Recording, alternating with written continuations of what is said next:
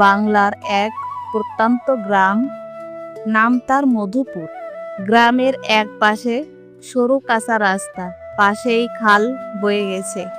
বর্ষার দিন চারপাশে সবুজ ঘেরা।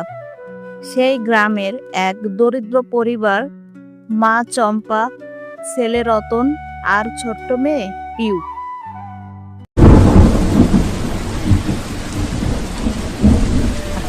এই বৃষ্টির আর ঠান্ডা হাওয়ায় যদি একটা কলাপাতার বড়া ভাজা যেত, কিন্তু ঘরে তো তেল নুনই তো নেই ঠিক মতো। বৃষ্টি পড়ছে অনেক, আর পিউ তো ঘুমে গড়াগড়ি খাচ্ছে। তোর বোন তো রোজ ঘুম পড়ানির গান গায় নিজের জন্য, যা ওকে ডাক। মা, আজ না যদি সেই পুরনো দিনের মতন কলা পাতার বড়া করিস, বৃষ্টির দিনে যেটা করতিস।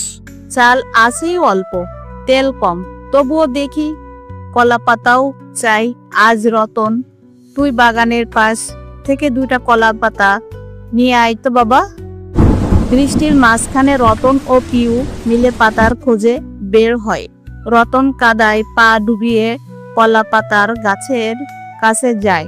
পিউ চিৎকার করে, পিউ দাদা, সাপ আছে বুঝলি, মা বলেছে সাবধানে থাকতে। তুই শুধু চেঁচাস, দেখিস না কেমন পাতাগুলো ঠিক বড়ার। দুজনে একসঙ্গে পাতা নিয়ে ঘরে ফিরে। চুলার পাশে চম্পা বড়া তৈরি করছেন। এই বড়া বানানো আমাদের দাদির কাছ থেকে শেখা। চাল বেটে কলা পাতায় মোড়া দিয়ে একটু নারকেল আর কাঁচা লঙ্কা দিলে সেই স্বাদ। আর কাঁচা মরিচটা দিতে ভুলিস না মা, আমি খাই। আমি খাবো না, ঝাল বড়া ভালো লাগে না। চম্পা মুচকি হেসে বড়া ভাজছেন, ঘরে ছড়িয়ে পড়েছেন সুগন্ধ। হঠাৎ দরজায় টোকা, ভিজে জামা কাপড়ে এক অচেনা লোক। দিদি, একটু আশ্রয় মিলবে? বাহারিটা নদী হয়ে গেছে। এসো ভাই, ভিজে গেছো খুব, আগুনের পাশে বসো। রতন জল এনে দেয়, পিউ বিস্কুট দেয়। তোমার নাম কি ভাই? আমার নাম অরূপ, ঢাকায় কাজ করি। বৃষ্টিতে আটকে পড়েছি, এই পথে চাচার বাড়ি যাব ভেবেছিলাম। তাহলে আজ আমাদের সঙ্গেই খেতে হবে তোমায়। কলা পাতা বড়া বানাচ্ছি। দুপুর গড়িয়ে বিকেল, সবাই মিলে কলা পাতার বড়া খাচ্ছে। দিদি, এই বড়া খেয়ে তো আমার ছোটবেলার কথা মনে পড়ে গেল। মা এমনই করতেন, দেখেছ আমাদের মায়ের হাতে জাদু। আমি শুধু ঝাল ছাড়া খাই, তুই বড় হলে একদিন তোর বাচ্চারাও এমন বলবে।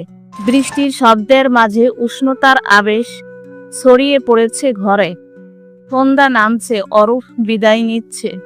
দিদি, এত সুন্দর এক দুপুর, কথা বড়া আর এই বৃষ্টি কখনো ভুলবে না।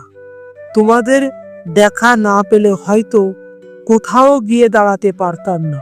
ভালো থেকো ভাই, আবার কখনো এই পথে এলে এসো, আমরা থাকি এখানেই। তোমার মতন মেহমান হলে মা আবার বড়া বানাবে। অরূপ বিদায় নেয়। পিউ জানালার ধারে দাঁড়িয়ে হাত নাড়ে। আকাশে তখন ঝিরঝিরি বৃষ্টি।